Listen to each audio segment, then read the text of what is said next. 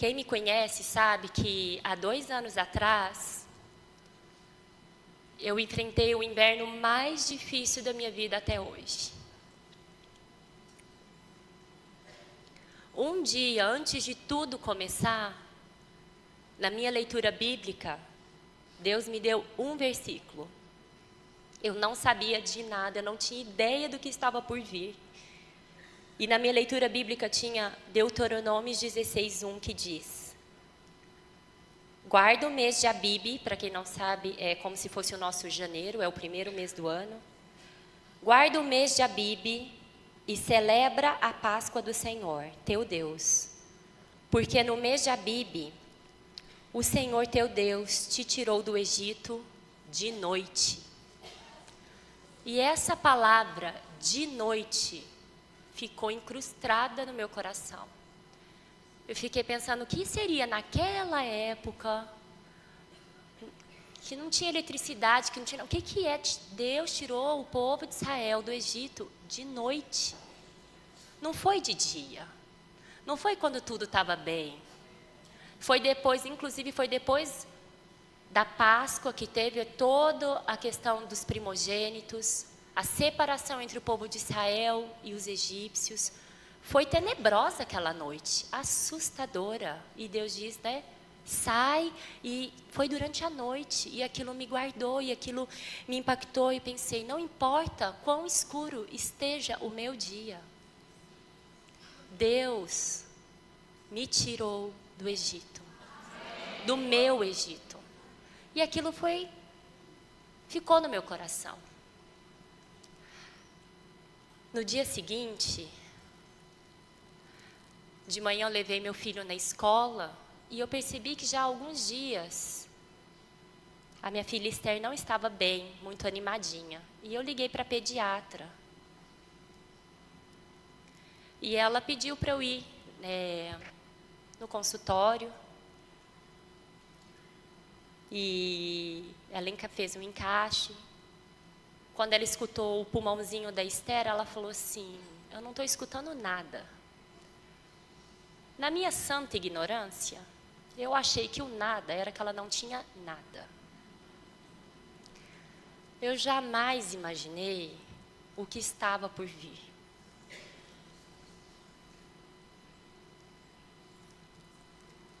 Ela falou, vai para o hospital, para o pronto-socorro, e de lá você me liga.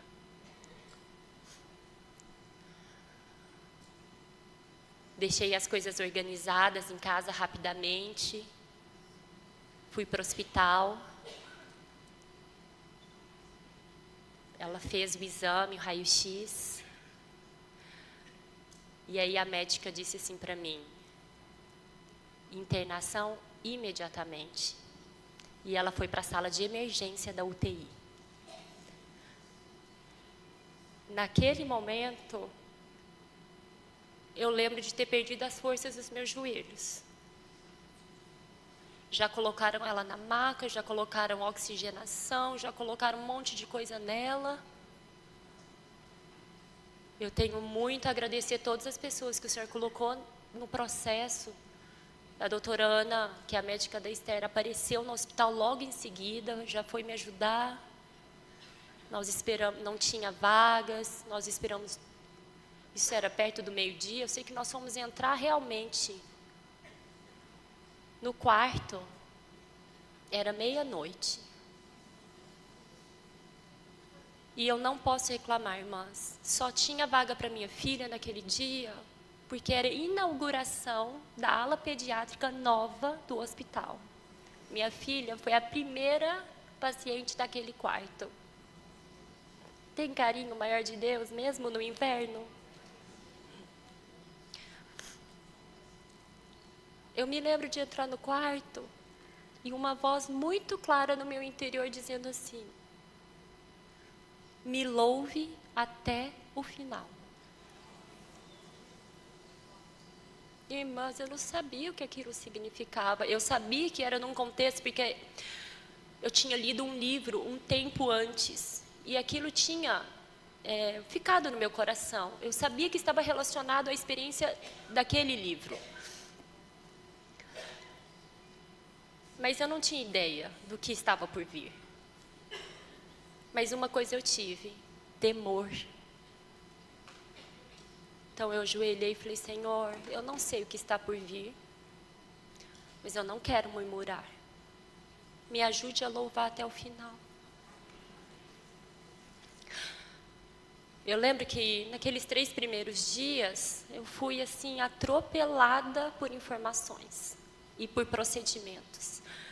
Nós entramos meia-noite, quando for 4:30 da manhã, a enfermeira entrou no quarto e falou: por favor, quero que você preencha todos estes papéis, sua filha vai para o centro cirúrgico. Minha filha tinha 1 ano e 4 meses. Eu falei: sozinha? Porque aquela falsa sensação de que se ela está comigo, então está tudo sob controle. Ela falou assim: sozinha, ela precisa entrar sozinha com os médicos, você não pode entrar. Daí eu fui dar uma, e ela me deixou, acho que eram uns 15 papéis. Uma página após a outra, de todos os riscos que a minha filha poderia sofrer. Inúmeros. E você assina embaixo que se acontecer você não vai processar o hospital.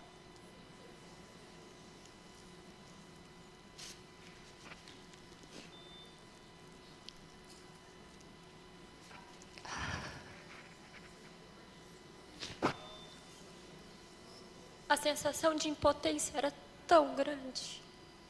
Mas o que eu poderia fazer? Assinei um por um.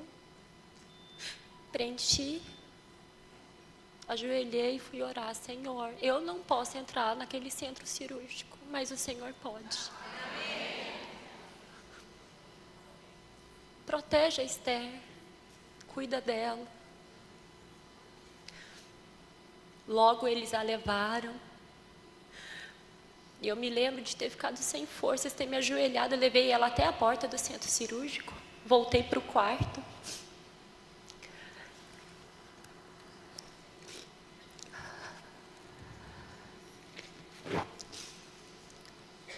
E me lembro de ter me ajoelhado numa poltrona que tinha lá no quarto. Mas, irmãs, eu não sabia como orar.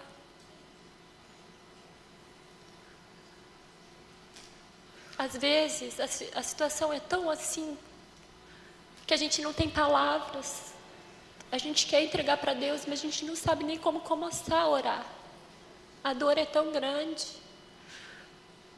Daí eu me lembrei de uma história que eu li muitos e muitos anos atrás. Eu ainda provavelmente estava na universidade. E essa história dizia assim, vou tentar falar.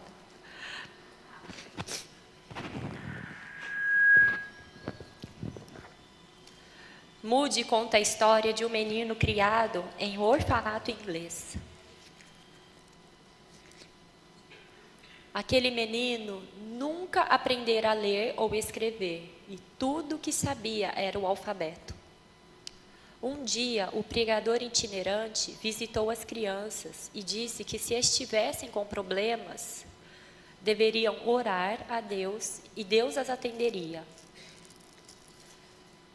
Este menino cresceu e um dia encontrou o emprego de pastor de ovelhas. Mas, por mais que tentasse, ele não conseguia mantê-las juntas. Lembrando-se das palavras do pregador, ele decidiu orar e pedir a Deus para ajudá-lo a controlar as ovelhas. Um homem passando pelo campo ouviu e, quando olhou para ver quem era, viu o menino de joelhos recitando o alfabeto: A, B, C, D. Perguntou-lhe o que estava fazendo e o menino disse que estava orando. E o homem logo reagiu: isto não é orar. Isso que você está fazendo é recitar o alfabeto. O menino respondeu: eu não sei orar, mas acredito que se der a Deus tudo o que eu sei, Deus poderia organizar as letras em uma oração e me dar o que eu preciso. Queridas irmãs, eu orei muitos ABCDs naquela sala, naquele quarto de hospital. Literalmente, A, B, C, até o Z, e voltava para o A. E eu acreditava que o Senhor, com seus gemidos inexprimíveis, poderiam completar as minhas orações.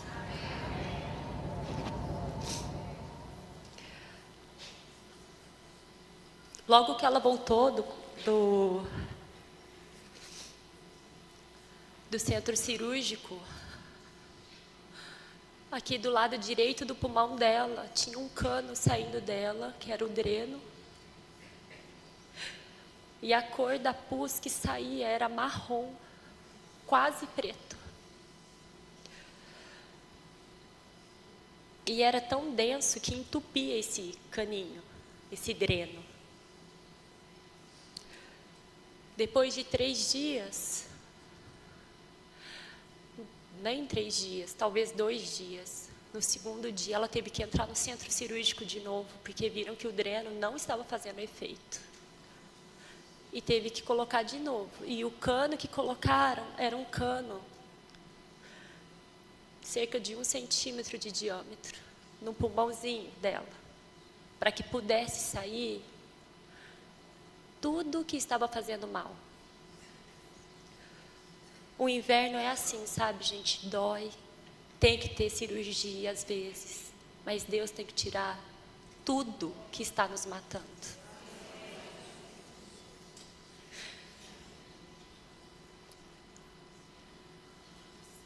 Na primeira semana, eu não conseguia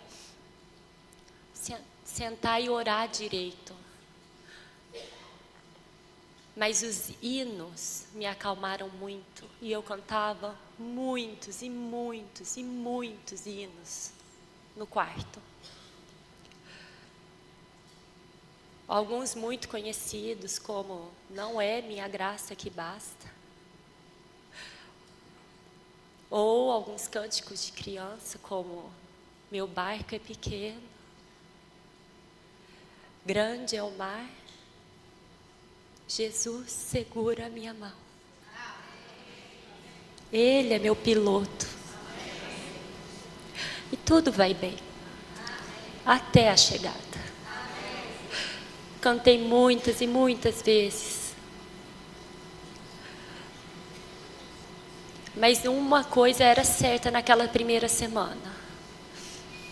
Apesar de eu não ter murmurado que isso foi a graça de Deus que me conduziu, eu fiz muitas perguntas para Deus.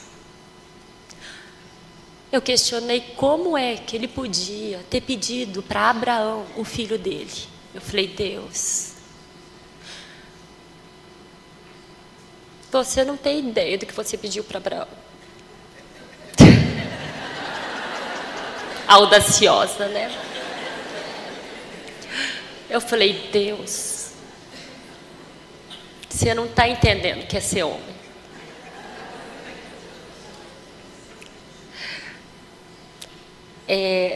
Acho que você perdeu o controle das coisas.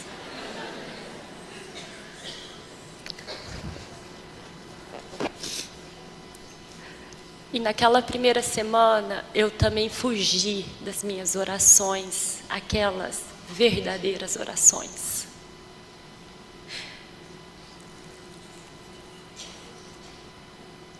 Porque, afinal de contas, eu consagrei minha filha antes de engravidar, eu consagrei ela durante toda a minha gravidez, eu consagrei a minha filha no dia que ela nasceu, todos os dias depois, quando ela estava com saúde. Mas no dia que as coisas mudaram, eu falei, Deus, ela é sua, mas ela é minha. Desculpa, mas não vai dar para reconsagrar de volta. Porque eu tinha certeza que se as palavras, Senhor, ela é tua, saíssem da minha boca, eu tinha certeza que Deus levaria ela embora no minuto seguinte. E eu não estava preparada para isso.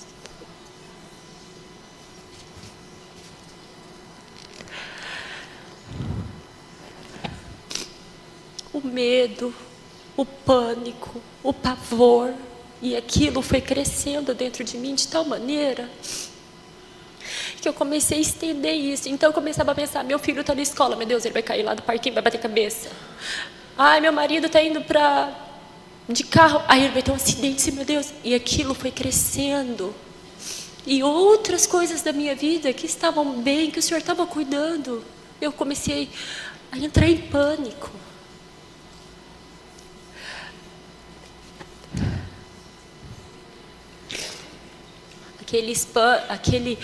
Esses pensamentos vinham principalmente nas horas em que as coisas acalmavam no quarto, normalmente de madrugada, que eram as poucas horas de calmaria do quarto. E eu me lembro também de ter falado, Senhor, eu não aceito ser vítima dos meus pensamentos.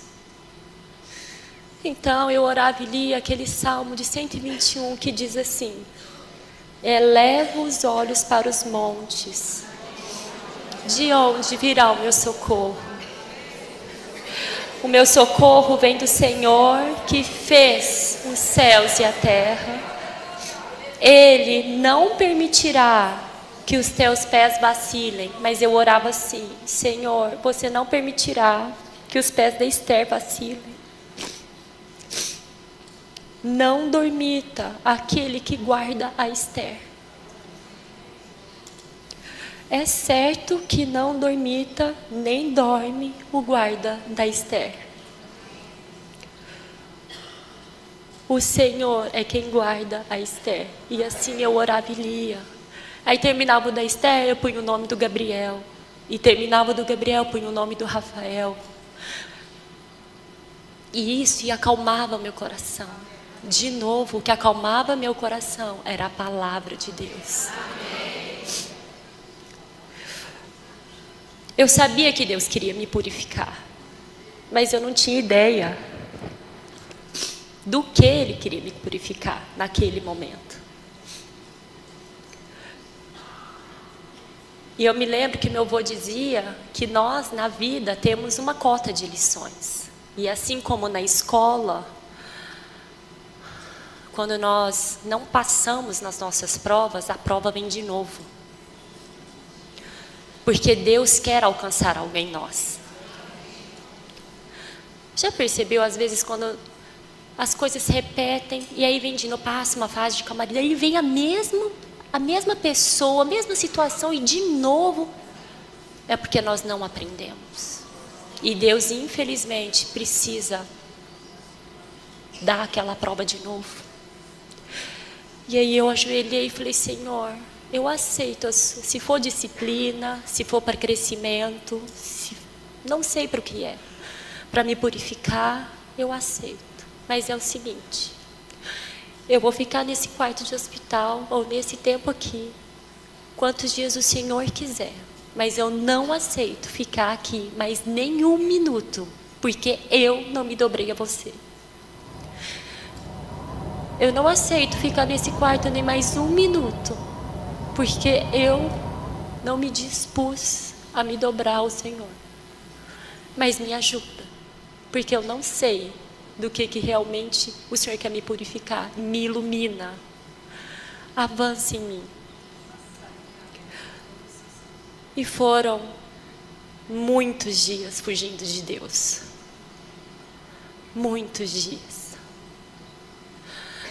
Mais ou menos lá no 10º dia de internação, eu recebi o mesmo hino de 4 irmãos diferentes. E eu só tinha tempo para ler mesmo as mensagens mais à noite. Daí o primeiro que tinha mandado o hino, depois eu escuto, vou ler todas as minhas mensagens. Daí mais um pouquinho, nossa, o mesmo hino, tá bom, daqui a pouco eu escuto, vou ler todas as mensagens.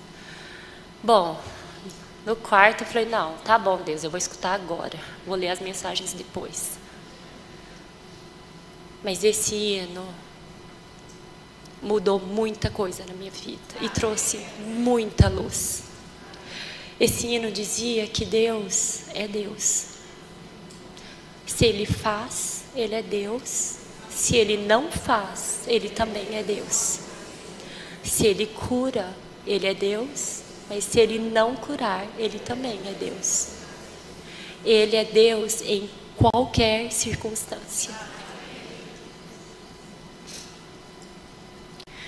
Irmãs, eu me lembro de ter ajoelhado no cantinho que tinha no quarto, ter pedido perdão para o Senhor, e fiz uma oração diferente. Eu confessei os meus medos. Falei: Deus, perdoa-me. Não é pelo que o Senhor faz, é pelo que o Senhor é. Eu quero experimentar quem você é. Senhor, eu tenho medo de te reconsagrar minha filha, porque eu tenho medo que você a leve embora. Eu tenho medo de como eu vou viver depois. E fui contando os meus medos para Deus, um após um. E o interessante de confessar, irmãs, é que Deus também foi me libertando de um a um dos meus medos. Não é só chegar para Deus e falar: Deus, cuida dos meus medos. Dê nome aos seus medos. Dê nome ao medo que você tem e por que você tem medo. Tenha uma conversa sincera com Deus. Mudou tudo para mim naquela noite. Não sei quanto tempo eu fiquei.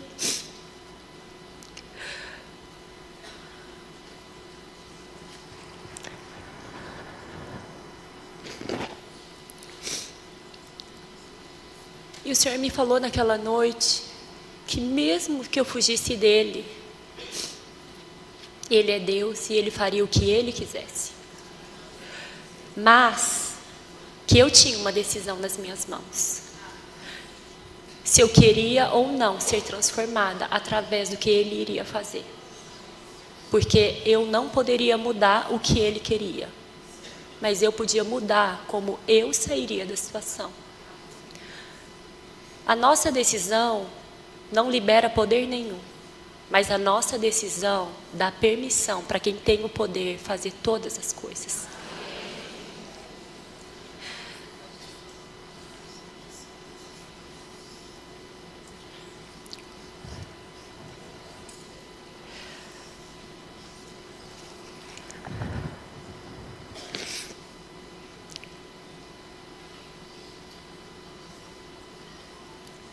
Naquela noite eu também orei ao Senhor, que eu não queria ser a mesma do começo do inverno até o fim do meu inverno. E o que o Deus que eu conhecia no começo do meu inverno não poderia ser o mesmo do fim do meu inverno. Irmãs, eu escolhi ter uma tenda de encontro com Deus. E Deus nos encoraja que cada uma de nós tenha essa tenda do encontro.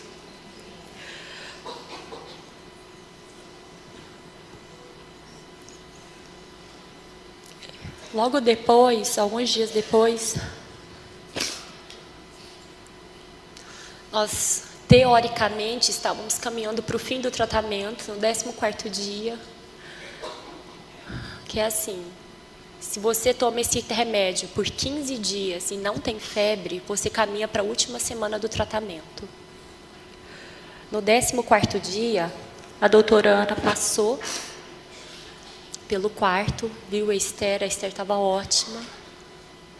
Nós estávamos felizes, comemorando que a gente ia entrar no estágio final. Ela saiu do quarto, nem 5 minutos depois, quando eu fui trocar a Esther, no mesmo local onde estava a drenagem, saiu uma substância marrom, muito esquisita, e estava pegando por todo o curativo aqui nas costas. Na hora eu chamei a enfermeira foi correndo, chamou a chefe da UTI.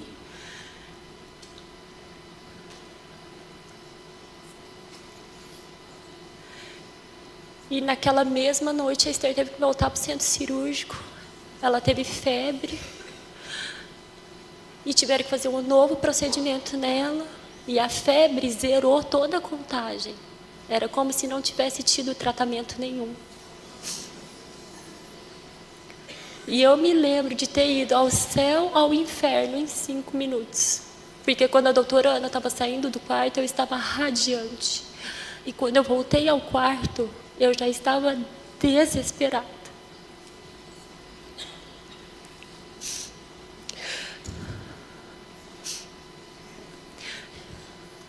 Eu me lembro também de me ajoelhar e falar: Deus, eu me recuso a ser a folha seca dessa situação.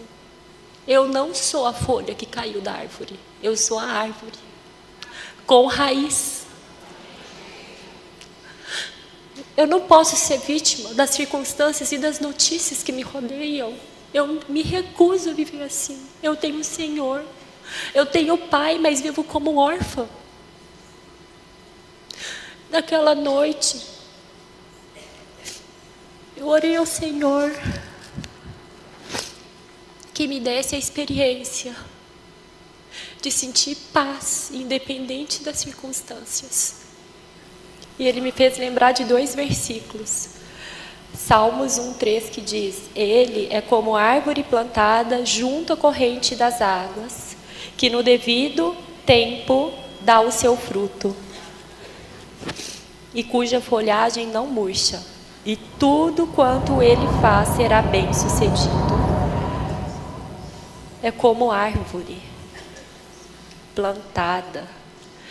Essa palavra murchar, ela não murcha. Essa palavra murchar quer dizer que ela não afunda, ela não cai, ela não esmorece, ela não desfalece. E Salmos 1:3 diz: Ele é como árvore plantada junto à corrente de águas que no devido tempo... Não, é outro, desculpa, irmãs. Jeremias 17:8. Porque ele é como árvore plantada junto às águas, que estende as suas raízes para o ribeiro e não receia quando vem o calor. Mas a sua folha fica verde, e no ano de sequidão não se perturba, nem deixa de dar fruto. Essa palavra estender, no original, quer dizer direcionar. As nossas raízes, quem comandamos somos nós. Para onde eu e você temos direcionado as nossas raízes? Diz que a palavra receia é que nem percebe. Imagina vir uma situação e você nem perceber, porque você está plantada. E diz que não se perturba, quer dizer, não teme, não fica ansioso, não se preocupa, não fica com medo. E aquela noite eu orei e li esse versículo: Senhor, eu quero ser como essa árvore plantada junto às águas, que direciona as minhas raízes para o ribeiro, que não percebe, que não considera quando vem o calor, mas a sua folha fica verde, no ano de sequidão não teme, não fica ansiosa, não fica preocupada, não está com medo, nem tem pavor, nem deixa de dar fruto. O poder do inverno é também reconhecer que o verdadeiro e a única fonte é estar junto às águas.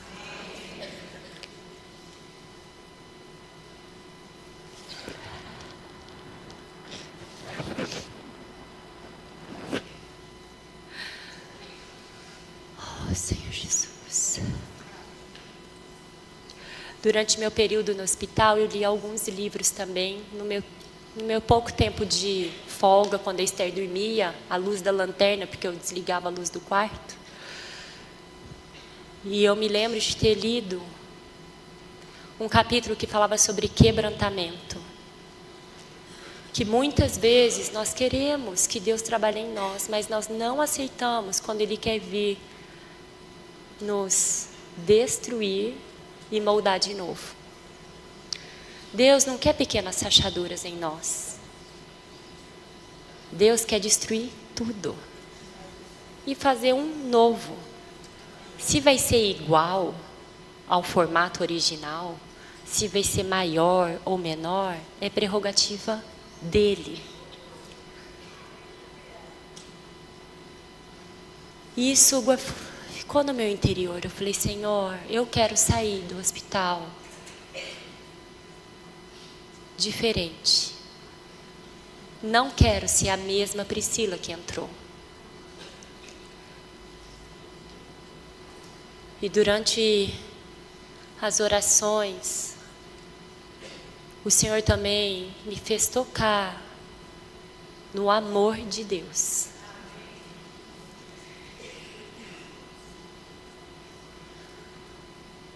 Deus sabia muito bem o que Ele estava pedindo para Abraão, não é verdade? E o pior, Ele deu seu único filho por mim e por você. E eu toquei no amor de Deus de um modo como eu nunca tinha tocado antes. Uma coisa é a gente saber e outra coisa é a gente tocar. Eu jamais daria minha filha. Jamais. Nenhum dos meus filhos. Mas Deus deu o seu filho por mim e por você. E nós ainda éramos inimigos de Deus. Deus é Deus. Ele é o oleiro. Nós somos só o vaso. Se Ele quiser destruir e jogar os cacos no lixo, é prerrogativa dele. Se Ele quiser reconstruir, é prerrogativa dele.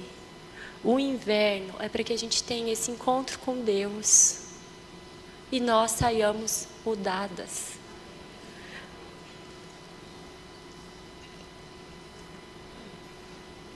Eu conheci um Deus que jamais conheceria na primavera ou no verão. E Deus sabia a minha exata cota do que me faria perder todas as minhas forças. Os irmãos às vezes brincam que é para a gente abrir aquela salinha fechada. Mas eu falo na minha experiência que é descobrir salas que eu nem sabia que eu tinha. Pensamentos que eu jamais imaginei na minha vida que eu teria. Dúvidas do amor de Deus. Fui criada no lar cristão. Recebi o Senhor cedo. Sabia de muita coisa. Mas na hora da prova, eu duvidei de muita coisa. E a luz de Deus veio me iluminar. De que Ele era Senhor, mas na hora da prova, eu queria ser o Senhor. Que eu tinha um Deus, mas na hora da prova, eu queria ser Deus. Porque eu achava que Ele estava perdendo a mão das coisas. E às vezes, porque a gente não entende os porquês, a gente não deixa Deus trabalhar. E a gente não decide deixar Ele trabalhar.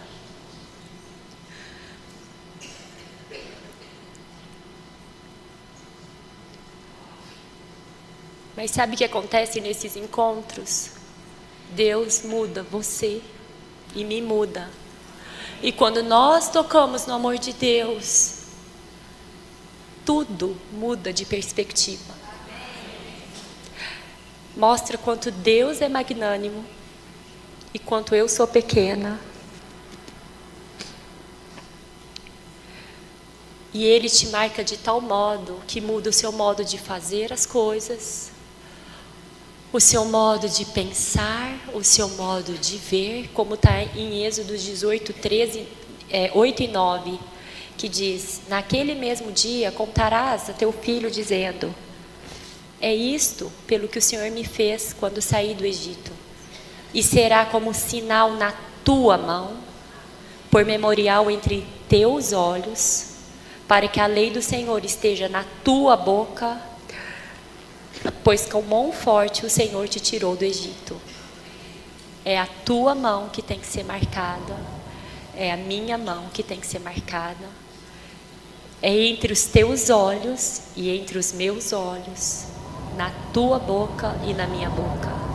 Deus muda o nosso modo de fazer, de pensar, e de falar. Deus muda a nossa constituição. E tudo fica tão pequeno. Não é que não dói, dói muito. Não é que você não tem direito a ficar triste ou ter medo, mas você escolhe que esses sentimentos não vão dominar a tua vida e o teu inverno. Em Apocalipse 2,17 também diz, eu amo esse hino, quem tem ouvidos, ouça o que o Espírito diz às igrejas. Ao vencedor dar-lhe-ei do maná escondido, bem como lhe darei uma pedrinha branca, e sobre essa pedrinha é escrito um novo nome, o qual ninguém conhece, exceto aquele que o recebe. Essa pedrinha branca é a aprovação de Deus e um nome querido de intimidade que você aprendeu nos momentos de dificuldade. Você tem, assim como um casal ou melhores amigas, tem às vezes apelidos carinhosos. Deus vai te dar um novo nome. Só Ele sabe como Ele te consolou. Só Ele sabe como Ele te carregou no colo. E só você sabe como foi receber esse abraço. Como foi receber este cuidado.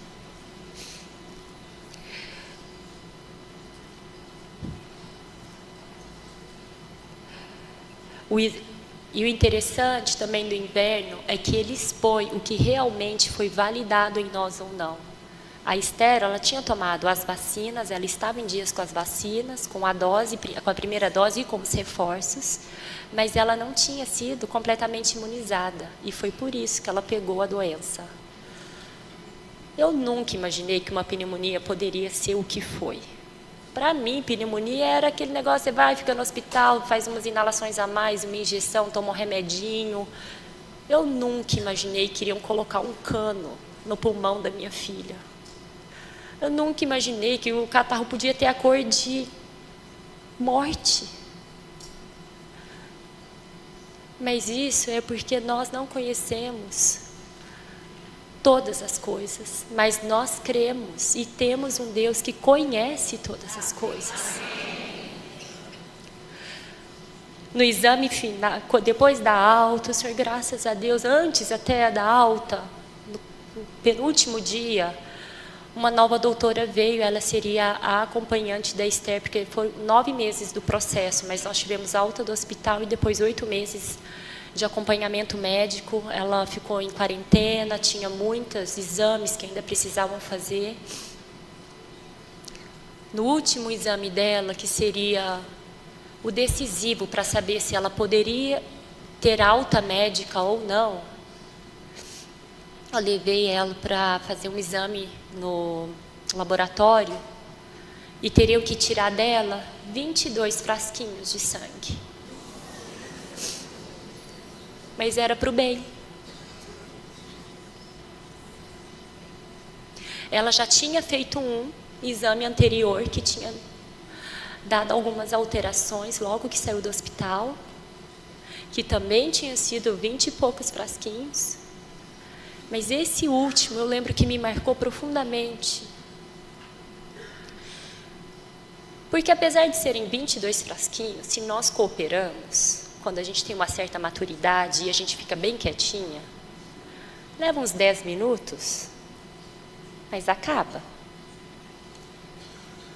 A Esther, com todo o trauma do hospital, com todo o trauma das pessoas, ela chorava tanto e ela se esperneava tanto que a agulha entrava, mas o sangue não refluía. E furaram ela mais de 20 vezes. Quanto mais ela se agitava, mais um adulto entrava na sala, mais segurava ela, ao ponto de ter 4 adultos, mais eu, que ela estava no meu colo, segurando ela, para que a gente pudesse completar o exame. E seria o exame que daria alta para ela, se tudo desse certo. E eu lembro que eu fiquei nessa sala por quase 2 horas. E no final a gente conseguiu tirar só 6 frascos.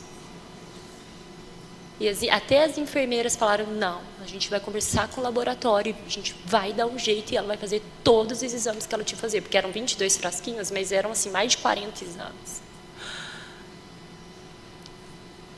E eu saí esgotada daquela sala, mas tão exposta diante de Deus, porque às vezes Deus só quer dar uma agulhadinha, porque Ele quer te dar alta, passar para uma nova fase, e você esperneia tanto, e eu esperneio tanto, e eu brigo tanto, que tem que entrar um outro adulto para segurar, e aí esperneio mais, e aí tem que entrar outro para segurar, daí você esperneia mais e grita, e outro para te segurar, e aquilo acabou fazendo várias feridas nela, que não precisavam, e nós também, muitas vezes, nós temos feridas que nós não precisamos, porque nós lutamos contra Deus, porque lutamos contra as situações que Deus nos deu. É uma agulhada? Dói, dói. Mas se a gente aceita, se a gente permite que esse exame seja feito, pode te dar alta. Eu lembro de ter saído esgotada e tão exposta daquele sala de laboratório. Falei, Senhor, quantas vezes eu sou assim, do jeitinho que a Esther foi, ou pior. Ela fez isso, porque é claro, com recém 2 anos feitos, que maturidade ela tinha, não é verdade? Mas é isso, Deus quer crescer em nós. Deus quer a nossa maturidade também, através das situações. E sabe o que acontece, irmãs?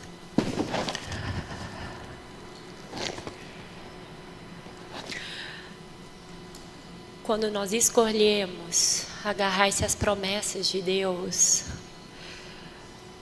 muitas coisas podem ser mais fáceis, mais leves, talvez não menos doídas, mas com certeza saímos com menos hematomas. Recentemente li uma biografia que dizia que nós às vezes nos encontramos em 3 estágios. O de afundar, e que então a gente quer agarrar qualquer coisa só para a gente conseguir respirar. O de agarrar, não, primeiro é naufragar. O segundo, agarrar, porque aí você agarra, opa, estou respirando, mas eu também não consigo ajudar ninguém, porque eu preciso me manter viva. E a fase do libertar, que eu não estou mais agarrada naquele pedaço de tronco, eu estou sentada em cima do tronco.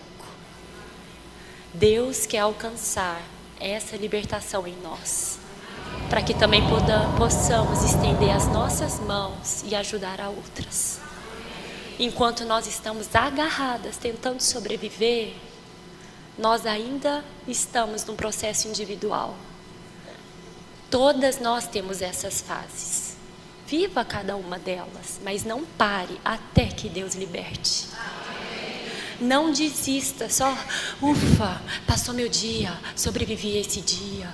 Mude ao ponto de, poxa vida, estou liberta dessa sensação, eu estou liberta desse sentimento, eu estou liberta dessa sensação de perseguição, eu estou liberta dessa sensação de que eu sou vítima.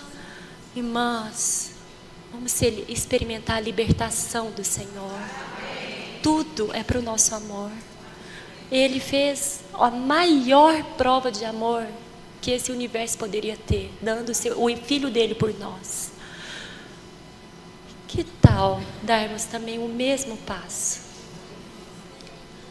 Senhor, me liberta. No meu inverno, me liberta.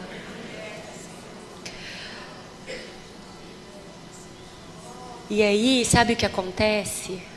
Um novo ano vem. É gostoso ter um ano novo. Quando foi a última vez que você teve um réveillon com Deus? Será que entra ano e sai ano, mas nossa vida espiritual está na mesma pegada? A gente está assim, você se sente às vezes naquela rodinha do hamster? correndo, correndo, correndo, correndo, sem sair do lugar. Às vezes eu me pego assim. Nossa, vem situação, a mesma rodinha, não é possível. Na Bíblia existem muitos e muitos versículos falando sobre o primeiro dia no primeiro mês do ano. No primeiro dia do primeiro mês do ano, Deus tirou o povo do Egito.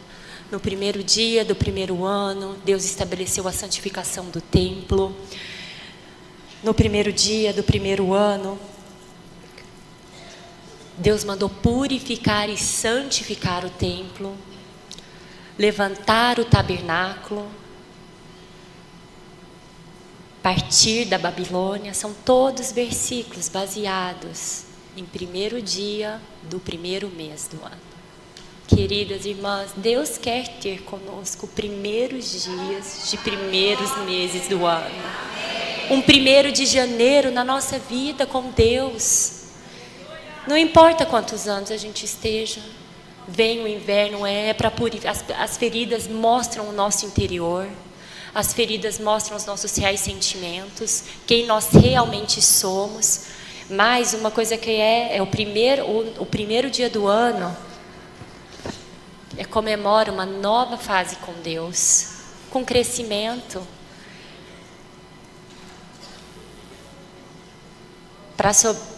É claro que foi importante para mim todas as outras lições dos outros invernos. Nós não passamos só um inverno na vida. Claro que alguns são bem mais pesados do que outros, alguns são leves.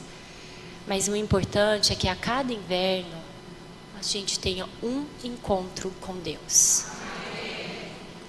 Há uma tenda do encontro em cada estação, inclusive no inverno.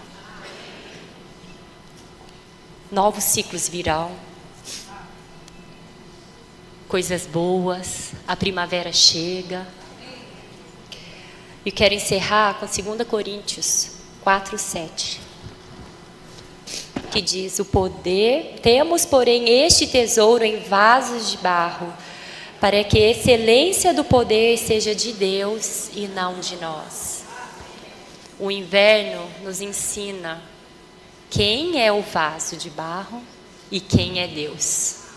E faz uma distinção muito, muito clara. E outros invernos virão para a gente nunca se esquecer de que eu sou apenas o vaso. A excelência do poder e do tesouro é dele. Assim, nunca nos orgulharemos das flores, dos frutos, do nosso verão, seja do que for, porque a gente vai sempre se lembrar quem é a nossa origem. E Deus, o amor do Pai muda tudo. Se você permitir o trabalhar do Senhor, o Deus que você conhece hoje jamais será igual para você.